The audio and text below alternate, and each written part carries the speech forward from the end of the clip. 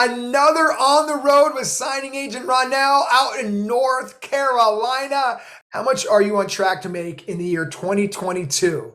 For 2022, we're on track for 80K. It's honestly, part of it still feels like a dream. Part of it still feels kind of surreal. I'm kind of still expecting to wake up and think that this is all not real yet. Thank you for that, because if you wouldn't have made that course, I wouldn't have even be here at all.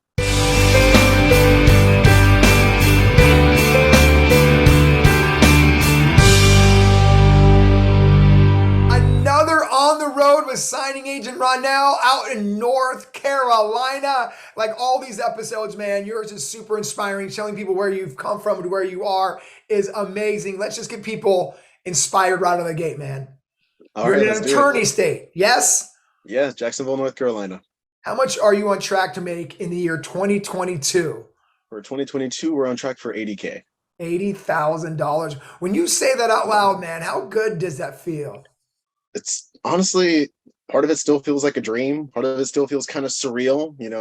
I'm still looking back to 2 years ago before I was doing this, 3 years ago, and I'm like, kind of still expecting to wake up and think that this is all not real yet. Oh man, I love it. The way we connected is, in the Facebook group, you're like, hey guys, I just hit 1,000 signings in the past 2 years. And I was like, what? This is crazy. And you're in North Carolina. We got to share your story. So when you hear that number, like 1,000 closings in the past 2 years, like what kind of emotions does that bring up? Honestly, it brings up a lot of moments of just like, let's take a second. Sorry, That's okay. uh, I think finally for achievement. Like I feel like I finally have done something that I feel like mattered, and I'm doing something that's building something that's worth making. No, I love it. You shared with me earlier building something that's worth making. You shared with me earlier that you actually hired your mom to work for your signings. It's like, how incredible is that? We all want to give back to our parents. And now, Mhm. your mom's actually working for you. I mean, how does that feel, man? Honestly, it's really great because one, it's nice to have someone you trust, and Yeah. two, she was with me about like in the beginning of my entire journey. Like I remember when I first started this, and I was like, hey, listen, I'm gonna start this and I want to do this. And my family, we have this thing called the monkey bar rule. And it's like, you ever go to the jungle gym, the monkey bars, you grab onto Yeah. one bar, grab onto another. And my family has this rule: you cannot let go of one thing until you have a firm grasp on the other. Mm. That's how we were. If you have a career and you're about to quit that, you go to something else. And when I did this, after my first signing, I actually quit my job. And actually, after my first signing, I made in one signing what would take me a week. I quit my job that very next day. And I told my family, because they were like, are you serious? And we had this rule: if you're ever going to break the monkey bar rule in our family, you have one chance to do that. That's when you go all in on yourself. You believe that you can do it. That's the only time you can break that rule. That's it. And I told her, I said, and she looked at me, she goes, are you sure about this? And I looked at her, I said, monkey bar rule. And she went, all right, I support you. And that was it. I just kind of went straight forward from there. I love it. I mean, there's so many things I want to break down in that statement. It's like you did your first signing and then you're like, I'm out, I'm going all in. And I think that's really cool because I think these interviews are always about getting into the mindset of a successful signing agent, right? And Mhm. so, you know, the idea of going all in, I think, scares some people, but I Mhm. feel like that is the common theme amongst all these interviews with you successful signing agents. Like, sometimes the best plan is not having a plan B, right? It is, Mhm. I'm going to go all in. This has to work.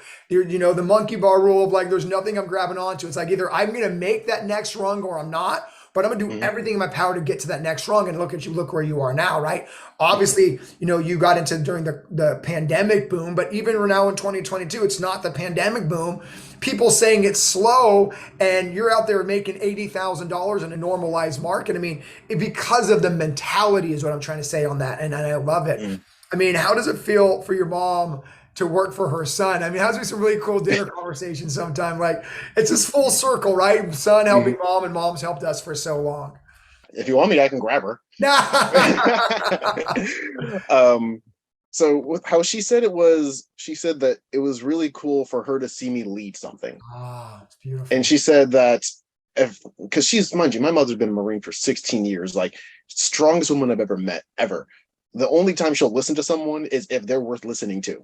Mhm. And it was the one moment she sat down and I said, "Hey, I need you to do this with me." And she told me, she goes, "You're worth listening to." And it hit me like, I'm making something. This is becoming something. It's beautiful, man. She got to be Yeah. proud of you, bro. I'm proud of you, man.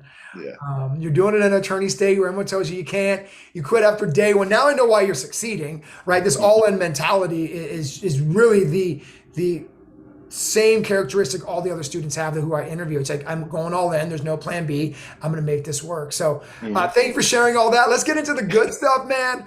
I think you've watched a few of these. I believe you're episode 54. I'm excited. Nice. Yeah, right. So, but with that being said, everyone has these awesome stories of where they've come from to where they are today, and you're no different, man. So, I ask the same question to every one of you students, and that is, take us back. Why'd you become a signing agent? Kind of take us back from the beginning and share the story so people feel like they're not alone, because we all have somewhere we start and now we know where you're finishing. So talk to me on that, man. Honestly, it started hitting when I was 26. As soon as I hit 26, I just had like I researched it. They call it a quarter life crisis, Okay. where you're sitting up at night and you're wondering, like, hey, I'm doing my best. Hey, I'm working hard, but I feel like I'm not anywhere. I'm not creating anything. I felt like I was failing because I was working a dead end job selling diamonds for a diamond store, but that was it. And I felt like I wanted to do more, but I felt like I was failing because I couldn't do what I felt like I could go Wow. towards. And then with that, when it hits you that hard and you're looking around and you see some of your friends and some of your other colleagues, going way farther, building something, and you're like, man, I know I can do something. I just don't know what. I don't know what to put that towards.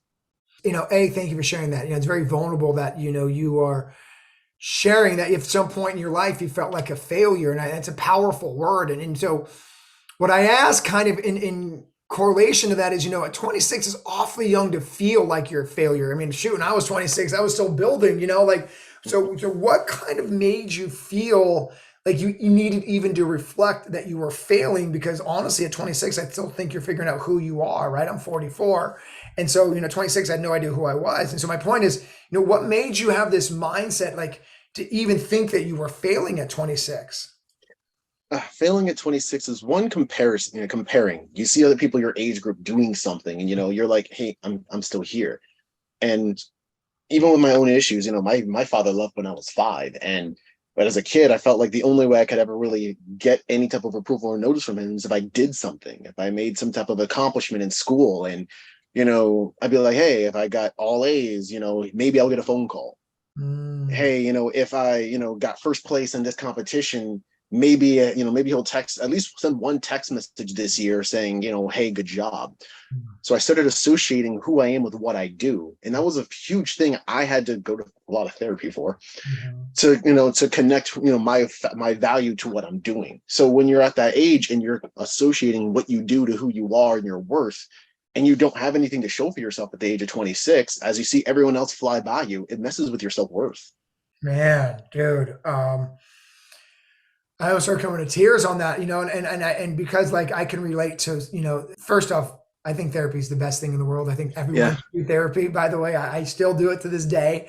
I can relate to this feeling of needing to prove something to somebody, as I think, my journey is kind of similar as Monk says, not having a father figure myself. Yeah. Um, so I can relate to that, man. Really, really can. So thank you for sharing, because I think that was super powerful. But it's cool. I think what's beautiful about you, Ronell, is, you know, I feel like business has been really a vehicle for personal growth. I feel like it's Yes. really been a vehicle for yourself. Not only has it coincided with income increases, but more importantly, personal growth and mindset increases, right? And improvements, maybe a better word. And so thank you for sharing that, because it stinks to feel like your worth is tied to achievement. And I say that because I feel the same way, by the way. I felt the same way. And I thank you for sharing that. But the cool part is, regardless whether you're associated with achievement or not, you've achieved a lot, dude. And And I hope you do it recognize that. Yeah, thanks, man. And it's funny because I remember actually I ended up on my first ever $10,000 month. I was still going to therapy, and I sat with my therapist and I was like, and I told him, I said, I still feel like I'm not where I need to be. I'm failing. And my therapist sat and we were sitting down, and his name is Ron, ironically, and he said, how much did you make this year? He goes, I just need to know just out of curiosity, help you out here. And I said, we made almost $11,000 this month. And he stopped and he said, look at your statistics.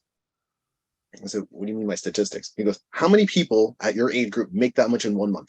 Fine, look at the statistics. And he showed me it was like less than like 3% or something like that.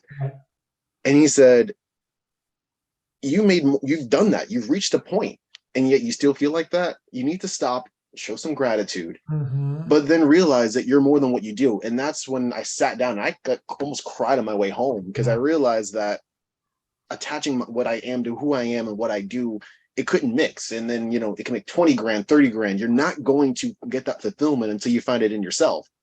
But I couldn't have done it without doing the signing service, because I wouldn't have been able to reach that. You need to go up that point and then look down and see, all right, I'm still me with 10, with 20, with 5. That's right. And then I was able to then put so much less pressure on myself to grow now, because the growth is no longer, hey, I need to make this amount to be someone. It's, hey, I'm doing this because I like it. I like meeting these connections. I like being with people. I like building something. And that's when it kind of really changed my perspective.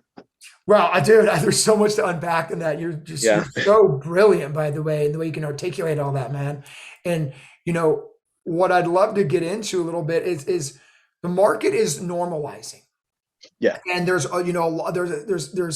a sediment faction of notaries who all they do is complain, right? And then you have successful signing agents like you. And I think now I know why I've never heard you say a complaint that the market's normalizing. It's because your income isn't tied to your worth. Your income isn't tied to how well you're doing or how well you're not doing. And so that really allows you just to keep moving forward and keep building relationships and keep making money. And you're still going to have a great year. $80,000. Was it maybe as good as last year? No, but that doesn't matter. What matters is you're just creating relationships and you're just moving forward. And I hope a lot of people are hearing this, because I think a lot of people tie their income to their worth.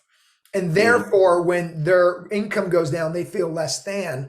And so I think it's beautiful that you've had a lot of this growth in this moment, because it's setting yourself up for a very successful, normalized market signing agent business. It's because we can complain that the best 2 years in the history of real estate is behind us, or we can be thankful that you're still able to make $80,000 a year in a normalized market. It's like, what glass are you looking at, half full or half empty? And I think it's beautiful how you were sharing your glass was always half empty, no matter how full it was. But because of some personal growth moments, you now realize that even when you have a $7,000 month, that's great. You're not comparing it to your $11,000 month you had last year in the middle of the boom. It's like, look, I'm making 80 grand this year. That's stellar. My mom works for me. Like really, I love this conversation so good. And I think that's why I've never heard you in the Facebook group, quote unquote, complain it's slow, because it's not slow. It's just a mentality of right now, we got to get the best of what we can out of this market, and making 80 grand this year is unbelievable, man. And honestly, this transition, I know I might get some flack for this, but it's probably the best thing that could happen to a lot of us, because we're going from going out and saying, hey, I'm a loan signing agent, and then getting as many signings as you can. Now you have to develop relationships. This is the time where the directs, the clients, the signing service you work with, they need to know your name. They need to actually connect with you. Once you start building those relationships even more, when the interest rates go back down, which they will, there's going to be more refinances. And then you're going to be the first one they recognize, because when you're in a rush and you see someone and someone bumps into you or talks to you, you're not going to remember them because you were such in a rush. Everyone was trying to get things done, refinances quick, one after the other. But when things slow down and someone speaks to you, you'll remember them more. That's right. During this time, you're building that relationship. You're letting them know your name. You're letting them actually see yourself as more than just a face out of 500 that they had. No. And that helps you get that real connection there. Man, I hope everyone just rewinds that, because I thought that was really, really beautiful. I mean, again, this is the mindset of a successful signing agent. It's you're setting yourself up for the future. Instead of complaining where you are, you know that every business in America has ups and downs, as valleys and peaks. It's just look at the stock market for the past 100 years. But the point is you realize what you're doing now is going to set you up for when it gets busier. A lot of times people right now are complaining, they're leaving the business, and then they jump back in when it's busy, and then they're not making as much money when they're busy, instead of just creating a sustainable business now and creating a business that can make money in a normal market, a down market, and an up market. And it's Mhm. really having the mindset of like, look, I realize now I got to create relationships and prepare myself to catch the water in my bucket when it starts flowing in the next 6 or 12 months, whenever rates drop again. And I want Mhm. people to hear that. And I think you said it right. And I don't think a lot of people really understand this, but you said it so perfectly. It's, when you're in your hurry and you see someone at the title company or is running out the Yeah. door with 8 docs, they don't know your name. And so what I'm saying by that is, my favorite saying is busy markets create lazy signing agents. And Yeah. that's not necessarily a rude way of looking at it. I don't mean lazy from the standpoint of like, you don't want to, you just don't have the time to, and you're not Mhm. prioritizing it. So I love how you see that you weren't creating relationships during the boom. Now it's the best thing for me to create it the now, because I will be even more successful in the next refi boom, which Mhm. will happen 100%. And you're going to be prepared for that. And your signing service is going to be super prepared for that. And you're going to make a ton of money, put it away, invest it, and you're back in the normalized market. And that's just what it is, right? It's survive a normalized market, thrive in a normalized market, be Mhm. prepared to crush it in a big market. When you're at a big market, put money away, invest, prepare for a normalized market, and then just ride that wave. And if you can just ride this wave, in 20 years, you're going to have 3 rental properties and you're going to have a business. And that's the key to business. It's actually funny you mentioned that, because during this whole when the stock market started going down, a lot of my friends, because I have friends who actually are like investors, big Yeah. investors, they wanted to throw a recession party. Yeah. Like they literally like a party, they were going to drink, celebrate, discuss, and I was like, why would you do that? No. And they told me, they was like, when things are slower, they're like, if interest rates are going down with you as well, this is the time where you've got to work your butt off now, because he says everything you have now is going to multiply. This is the time where you're doing that. So it changed my perspective on things. I had to be positive. No, I love it, dude. And again, I mean, they're now getting to know you better through this conversation. It's no surprise you are thriving in a normalized market. I know when the market goes back to refi boom, you're going to be making $250,000, right? Because you're preparing for that moment. And I Mhm. think a lot of signing agents aren't preparing for that moment. They're more getting depressed and down. Some are leaving the business. Look, is your income down from the 10, 12, $1,000 months people were having? Yes. But an $80,000 a year business is nothing to sneeze at, and I can't complain on it. Yeah. that's right. But more importantly, you're setting up this $80,000 a year business to be $250,000 Mhm. when the next refi boom hits. So it's like you're prepping for the moment there by building a good, solid foundation with your customers, your clients. And I hope everybody hears this, man. I mean, this conversation's kind of gone in 3 different directions, but I think it's such a powerful conversation to have, man. It's like what we were talking about earlier about the skyscraper. If you don't go down, they don't go back up. That's it. That's it. And it's really like learning how to have that mentality that when it goes down, it's not going to stay down. And what I Mhm. love about you is you realize it's going to go back up. You're not sure when, but matter of factly, it's going to go back up. Refi rates will drop. Interest rates will drop. That goes without saying. Mhm. But instead of complaining while we're in this normalized market, you're preparing for the busier market. And I hope everybody hears that, because people are going to look at you right now when rates drop in a year and be like, oh, why is Ronell making 20 grand a month? And well, it's because of what Mhm. he's doing today. Yeah. Today is why in a year from now, when rates drop, he's going to catch all the wave. But people don't see what you're doing now. This interview is, but I think that's what a lot of people don't see from successful signing agents is they're prepared to catch the windfall when the windfall happens, what they're doing now. Well, it's also because like the competition is going to be lower Yeah. when you're actually going up and you're marketing, you're making these connections. You're already building now when everyone else just says it's not worth my time. Oh, I Yes. don't feel like doing it. So then when rates drop, things get busier. They're scrambling to do something you've already done a year prior. You know, I can now walk into my favorite attorney's office, walk in, say hi to all of like not even like all of his assistants, all of the secretaries, walk straight into his office and be like, hey Jason, what's up? Sit in his desk and just chat. We can do Yeah. signings there, handle it. I wouldn't be able to do that last year. I had no time. Yeah.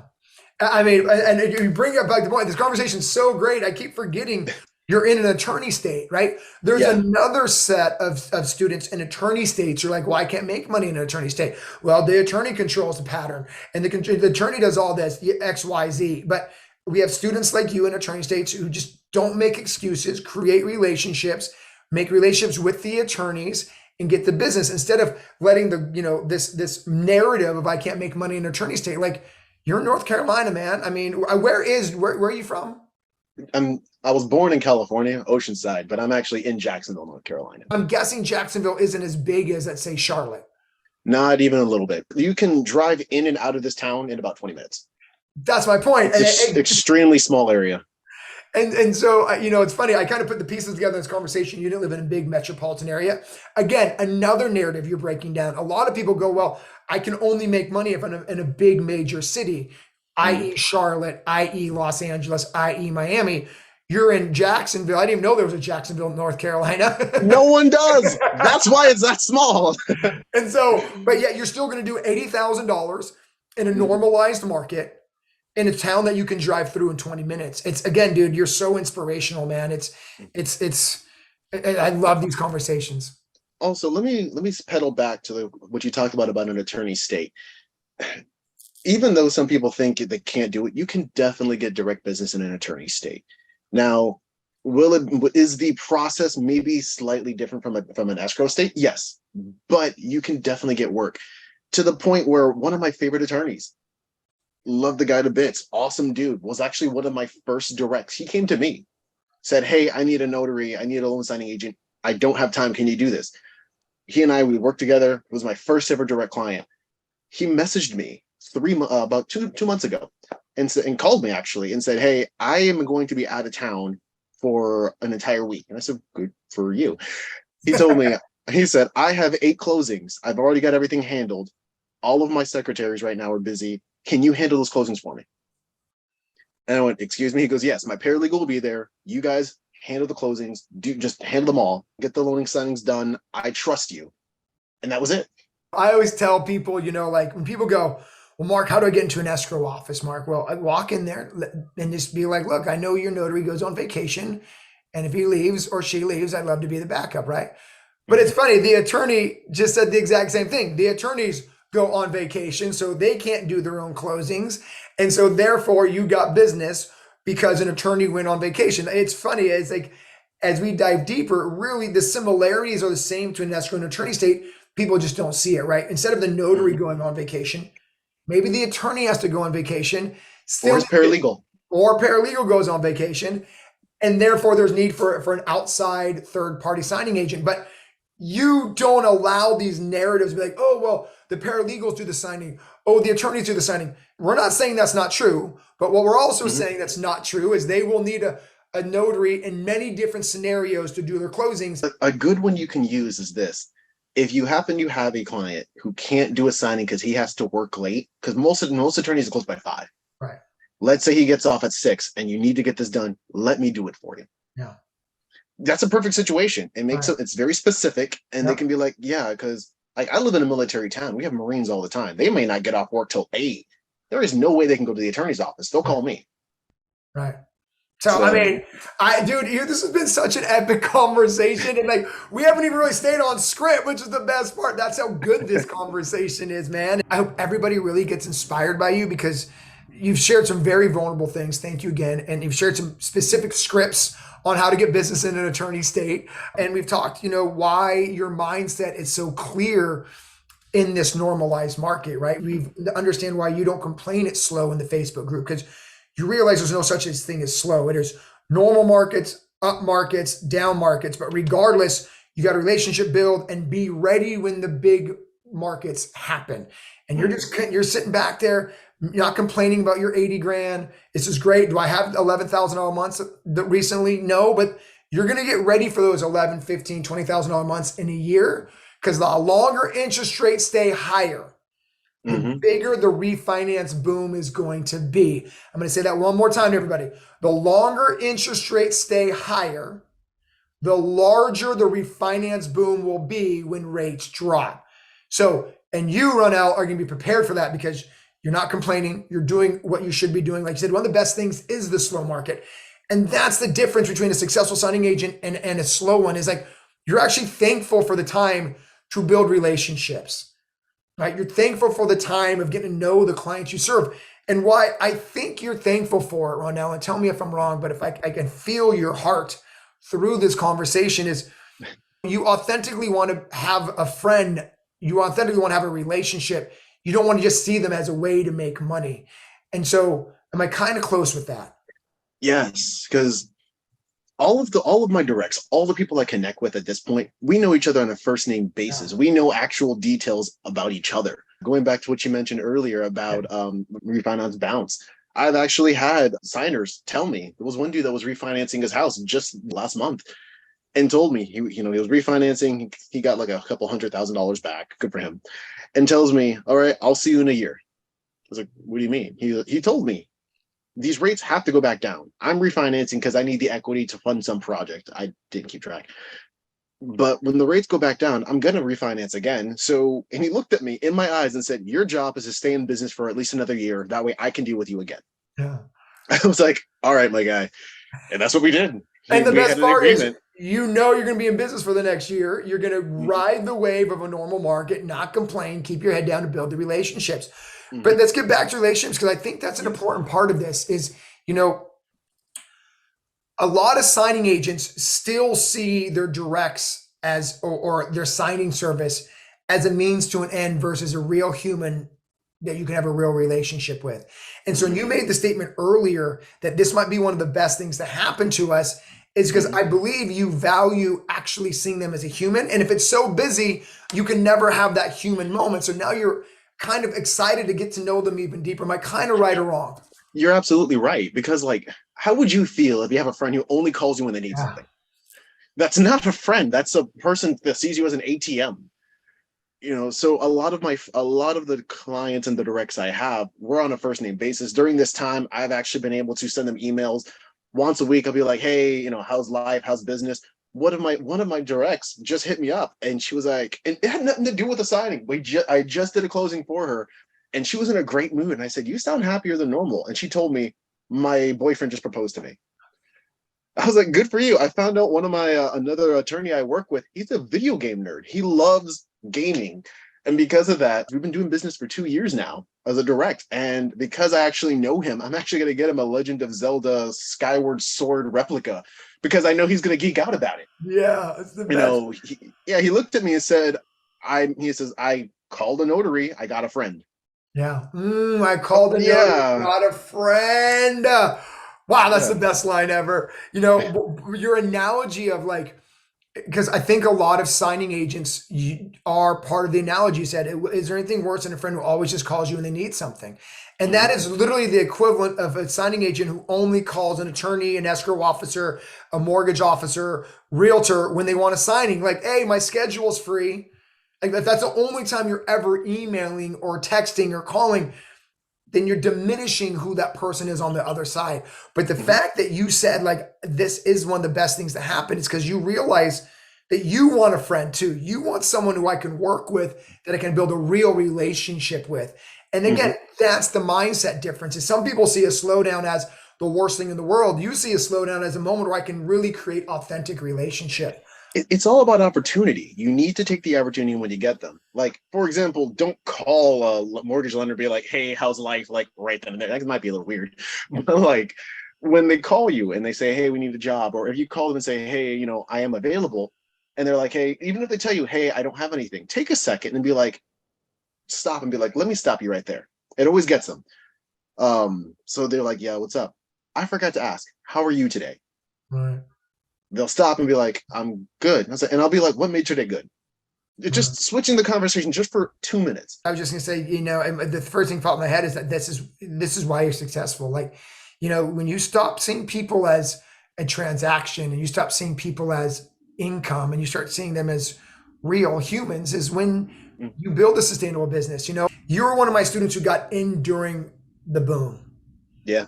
And you could have been one of my students who after the boom fizzled out, but you realized during the boom that this is really a relationship business and you didn't take them for granted. And so now that the boom is over, you're still making 80 grand in a year because you realize that this is a people business. I need to give credit where credit is due, though. Deborah Smith taught me that. When I first started, as soon as I started, the first 2 months in, I was blowing up the phones of Deborah Smith and Autumn Nicole. I would always hit them up and be like, hey, I need input on something. And Deborah bless her heart, almost every month or at least twice a month, we'd have phone calls, and she'd be like, she wouldn't even ask me how I'm doing. She said, "How's your mindset?" Mm. That changed a lot, because when I first did this, I didn't know anything. My first signing, I bombed it. I did horrible, but I was able to get it. I got it handled at the end, and it worked out great. And now they're one of my favorites. But I remember I called her and I said, "Deborah, I really messed up." And she goes, "Okay, check your mindset." She'd always say that. There was one time I was being negative, and she looked at me and in the nicest way ever, she goes, "Fix the mindset so we can fix the call." God, And I was okay. like, yeah, and she's super direct on that. Like, it Yeah. was, and I translated it as, either you stop being negative or I'm gonna hang up the phone. And I was like, That's exactly I was right. like, yes, ma'am. I switched it, Yeah. and she kept telling me, relationships, relationships. And at that point, I was still trying to figure out what that meant. But Right. yeah, I had to give credit to her on that one. Yeah, and for everybody watching, Deborah Smith Owens is the loan signing system ambassador for Attorney States, who I bet you inspire to be, because her business is to the moon. Yes. But I think Deborah shows you the playbook, and you're copying it. It's just be real, be authentic, truly care about who you're working with. And so, man, I don't know what I'll say, but this has just been such a great conversation to start. It's went four different directions, and so let's kind of circle it back to, I don't even know how we got here, but this is a sign of a good conversation. Yeah, Is really. you 26 felt like a failure, and then you had to figure out something that brought you value as far as becoming personal growth, and something can bring income, and then you chose to be a signing agent, right? So let me just kind of ask you, what are some of the best things about being a signing agent? Why do you love the business? Honestly, it's because I love the business, because every single signing is different. If you follow the Facebook group, you'll know what I'm talking about that. For the sake of time, we're not talking about the stories here. They're all true, but we'll discuss that later.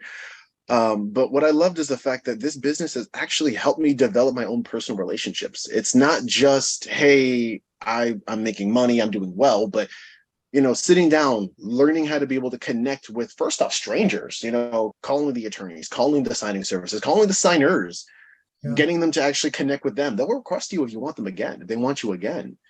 That helped me in my own personal life, because I was able to also slow down and connect with my own friends. Be like, "Hey, bud." And you start remembering things, because people will tell you things about them. If you listen to people, they will let you know who they are, what's going on. I was able to talk to some of my friends and be like, "Hey, man, I heard that you were, struggling with this. So you told me about that. How's that going?" Mm. I was able to learn to talk to people. Originally, I'm a people person, but I couldn't really connect like that. And it's Wow. really taught me how to. I love that, man. I mean, Yeah. dude, I'm so happy for you. And it's not just the income. I think you know that. It's just the Deborah Smith Owens giving you mindset, seeing that this business has helped your personal relationships. Because being a good business owner means you listen. But that also, to your point, makes a good friend, makes a good son, right? Mhm. And so the fact that you can listen better because of the lessons you've learned in business, this is absolutely incredible, man. And it was also a lot about growth. Mind you, like you said, I started this during the pandemic, where COVID was a huge thing. People are sick left and right. Things that people didn't know about me is that when I was actually a teenager, I suffered from germophobia. I had to go to therapy. I would wash my hands 40 times a day. So imagine having to actually go to therapy because you couldn't even stand people touching you or being around you, at least closer than that. And then you're going into the belly of the beast of people's homes Yeah. while they're sick. That took a lot for me to work through. It was a lot of work. Well, what I'm hearing too is you do it scared. And I can't take any credit for that. I mean, maybe your mom can take credit for that. But I mean, a lot of people won't, is my point, right? I mean, if that's kind of where you were on being scared to go into people's houses because of COVID, but yet you did it anyways because that's the only way you could grow, is what personal growth is all about, by the way. Personal Yeah. growth is about doing it scared, figuring it out until it doesn't become scary anymore. And so I Yeah. just want to make sure people hear that, because I think your journey is really, really cool, because it's a journey of personal growth more than anything else. The business came along with it. And you have to sometimes put yourself in positions where you have no other choice but to grow. Like, Mhm. that's where the real growth is when you're like, "Hey, this isn't a drill. I need to make this work." When I quit my job after my first signing, I remember you have a list of like 300 signing services you got to call. And the very next day, I sat down, I saw that list, and I was sitting there freaking out a little bit. And I remember I looked at this list and I kept telling myself, I'm going to make 10 calls a day and get this entire list done in a month. And originally 3 years ago, I wouldn't even call my own doctor if I was sick because I just didn't want to be on the phone. I couldn't stand that awkward feeling. But every time I picked up my phone, I didn't want to do it. And I just had to market myself and talk to these signing services. When I first started, I would tell myself, if I don't make these calls, I don't eat. Mm-hmm. And I was like, I had to make myself uncomfortable. That's what helped me grow a lot.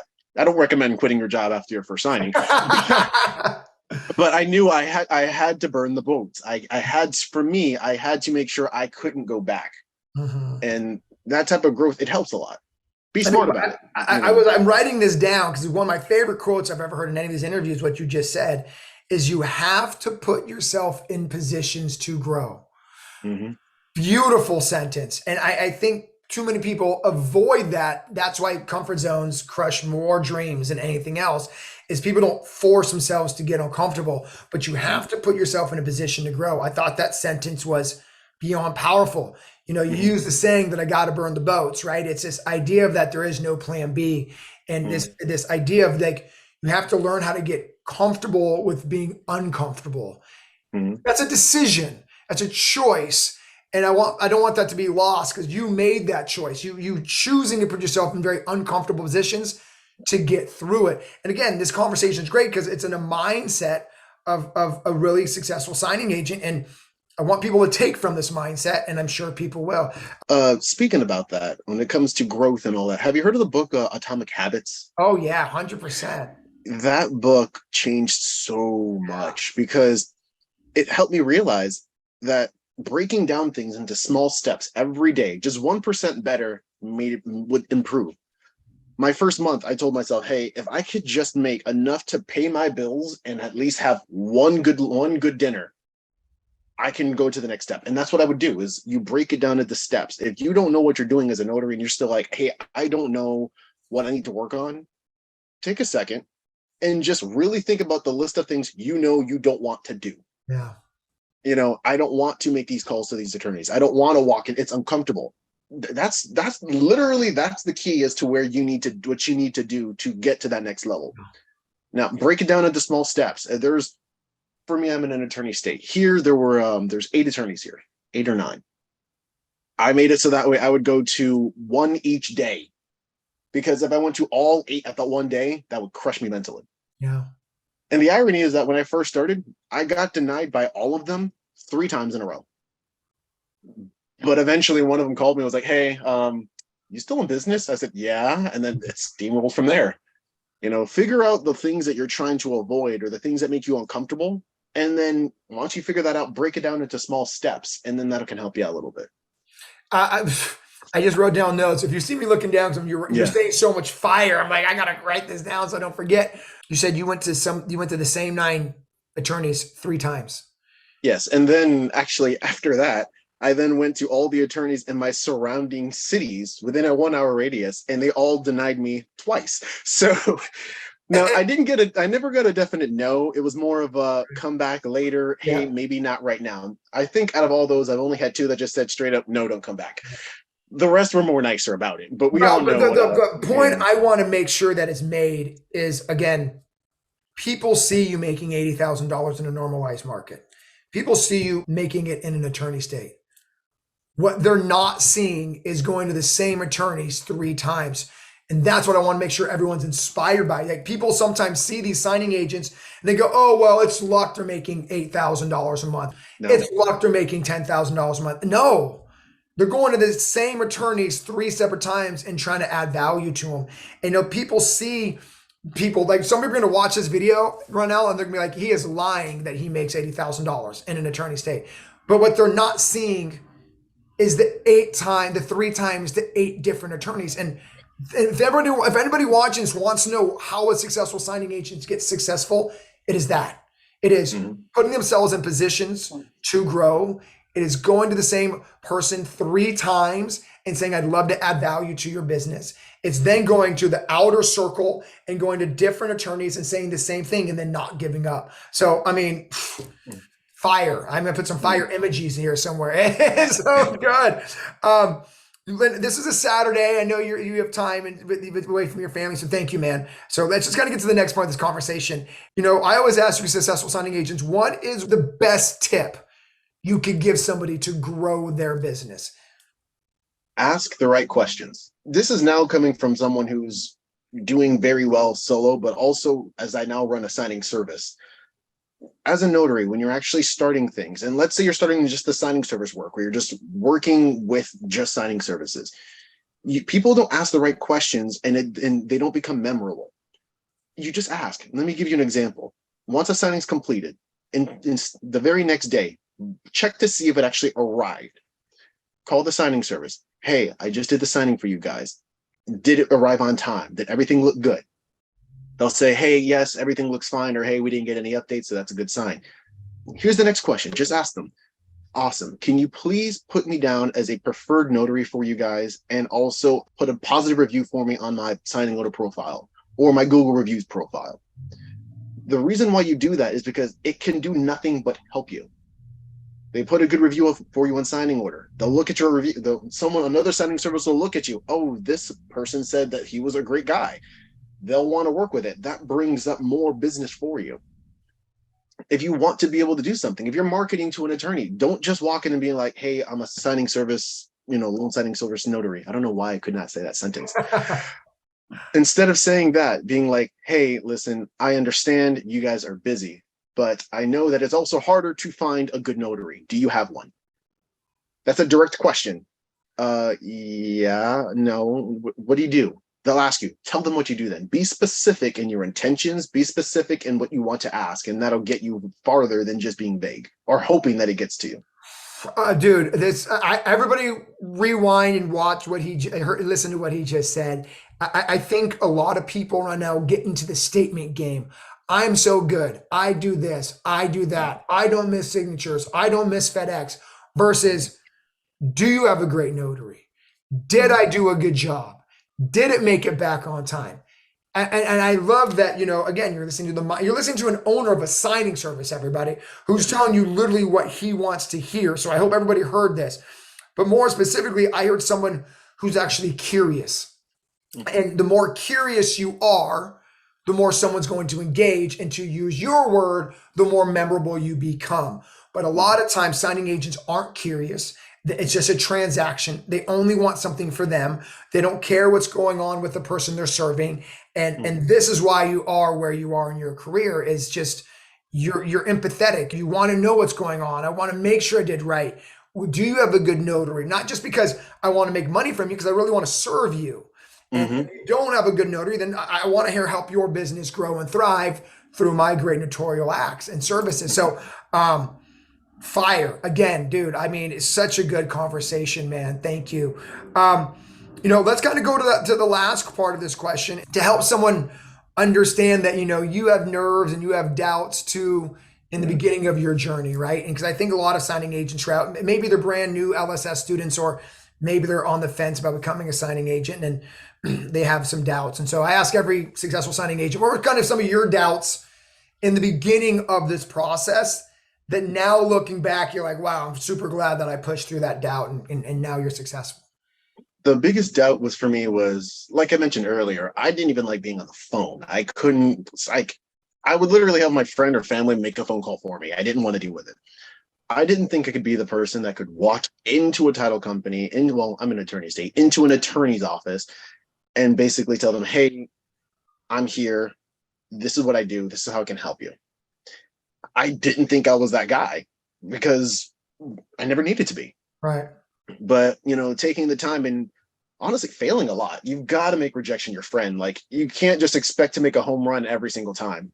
Embrace the suck sometimes, but also embrace the good moments.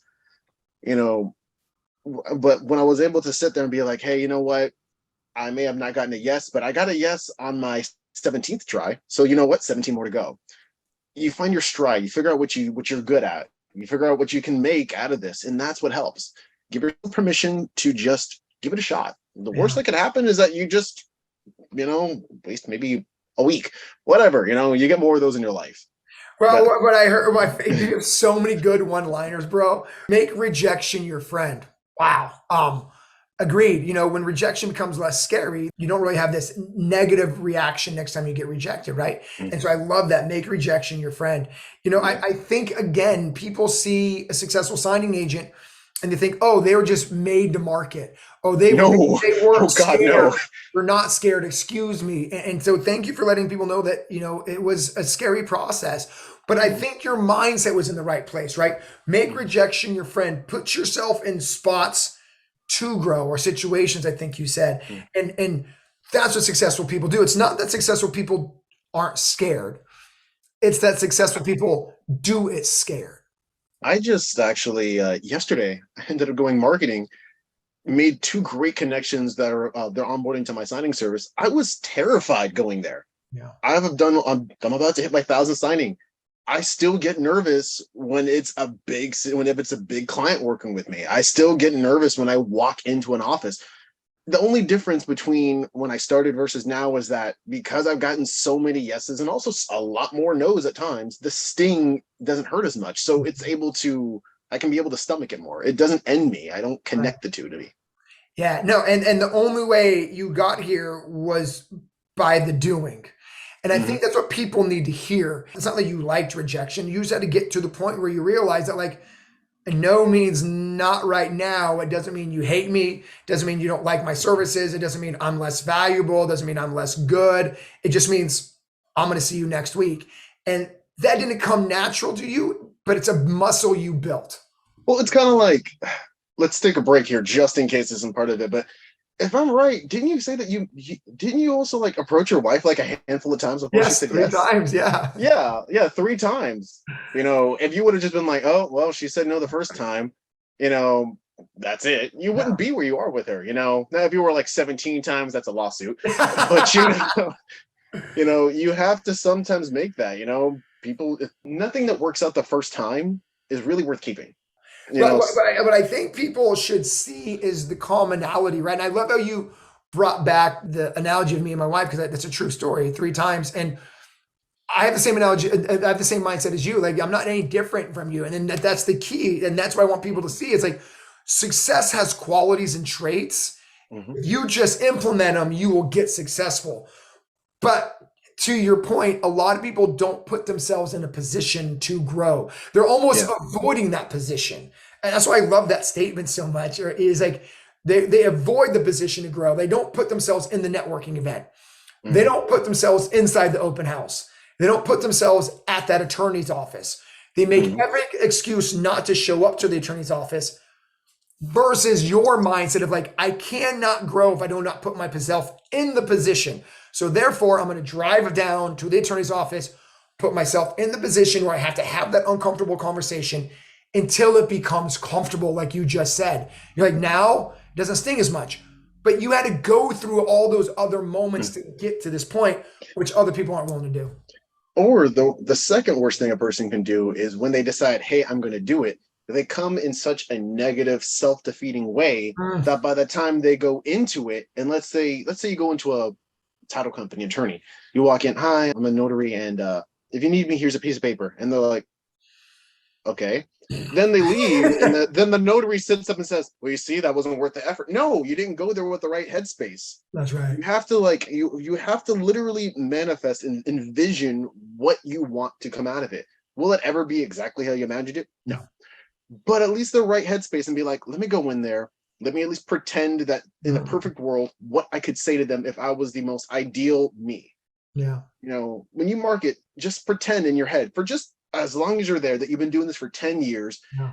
You've gone to 10,000 different clients, and then pretend to be that person for that 10 minutes, and then walk up to them like you've been the person that's been doing this for 1,000 times. Yeah. You I get know, it. I mean, you were wise being, how old are you right now? I'm 20. Oh God, I'm turning 29 next month. Holy crap. 20, you're 28 years old. I mean, you were so wise. I'm scared to see you when you're 30, when you're 35. I mean, when I was 28, I did not have the mindset you have, man. I'm just so proud of you. Kind of on the way out of this conversation, if there's someone else who feels defeated, all those thoughts that you had that they're not worthy unless they accomplish X, right? If they feel like they're a failure, which you shared for us that you did at one point in your life, what would you say to them to help them through that moment, knowing that you've experienced once yourself? So kind of take the last moments here to just help someone if they happen to have some of the same thoughts you used to have. Give yourself time. Give yourself time to find that thing. For me, it was your course. It was going through all this. Like I told you in the, when we talked privately, sleepwalking is what got me to actually figure out that you even existed. But when you find that thing, give yourself time to try it. Just allow yourself to be wrong. Allow yourself to make mistakes. Give yourself some grace. And when you do that, and you give yourself just enough self-love to be able to handle and go for it, you'll go a lot farther than if you just simply go in and just think that you're already predestined to fail. Like I said, you have so many good liners. I'm writing them down. But my favorite sentence from there was give yourself grace. I think too many people don't. I think people beat themselves up when they get a no. People feel like they've failed by not getting a yes from an attorney when the win was just going to the attorney's office. They don't give themselves the grace. And I think too often, sometimes people don't, signing agents, the community, the win is in the doing 9 out of 10 times. Yes, we want the win of I got a signing. Yes, I get it. But the win is like getting dressed to go out and market. The win is just showing up. It's not a loss that they didn't say not today. And I think you're right. They don't give themselves grace in that moment. Like, I just did something most signing agents wouldn't do, and that's walk into an open house. You just did something most people wouldn't do. That's right. That's it. And mind if I have a quick moment here? Yeah, take it. If you're a new notary and you're trying to figure out what to do, how you're doing it, first off, stop comparing yourself to anyone else. Your journey is yours specifically to you. Yes, there have been times where I've seen people make $20,000-$30,000 in a month, and I'm like, wow, I'm not there. Don't do that, because you can't compare your blessing to someone else's. You can't do that. Also, you need to celebrate every small win. If you just started and you only made $1,000 that month, that is $1,000 you did not have a month ago. Take a second, appreciate that. You're gonna do great, but just break whatever grand thing you have and break it into pieces. That way you don't get crushed by the weight of your own expectations. And when you do that, just do the things you know that you need to do, that you could do, that you won't do. You just said you can't compare your blessings to someone else. Okay. What I love about that, and I think it comes so natural to your mindset, is instead of saying, don't compare your journey to someone else's, your journey is your blessing. And I think people don't take their journey as their win. Like the fact that you just said it so nonchalantly of don't compare your blessings to someone else's blessings. It's like everybody's journey is a blessing. Everything you're doing is a blessing. And it's that mindset that I love you have that just comes so natural, which I think, and I hope other people pick up on, is your journey is a blessing, no matter where you are in it, right? And like you just said, if you made $1,000, that's a blessing. Stop using the word journey so nonchalantly. And by the way, I'm guilty of that. I think I'm gonna start taking that saying of stop comparing your blessings to someone else's blessing, because you're right. It's like, when did making $500 not become a blessing? Yes. And we're just saying, don't compare your journey to someone else's journey. No, it's stop comparing your blessing. Like, everything you're doing is a blessing. It's a moment that we should be appreciative of. And that's what I think you mean by blessing, is like every moment, something we should be thankful for. Thank you for your time. You've made me a smarter person. You've opened up my mindset to different things, putting yourself in a position to grow. Rejection is your friend. Don't compare your blessings. Like, I've taken away so much from this conversation myself. Thank you for that. Thank you for bestowing it upon everyone who've chosen to watch us today. Well, also, man, thank you. Like I said, I wouldn't know anything about this until I saw you screaming on TikTok one point. You put yourself out there. I'm sure it wasn't uncomfortable when you first did this. I'm sure someone told you, hey, you're doing a course on being a notary. Like, you did that. Thank you for that. Because if you wouldn't have made that course, I wouldn't have even be here at all. Yeah. You're welcome, man. Thank you for saying that. You're very, very welcome. With that being said, I expect to see you at conference next year. on the signing service on stage, getting your pen as a signing service owner. With that being said, brother, I'll talk to you soon and stay in touch and keep doing what you're doing, baby. Let's go. You know it. Bye. Good seeing you, buddy.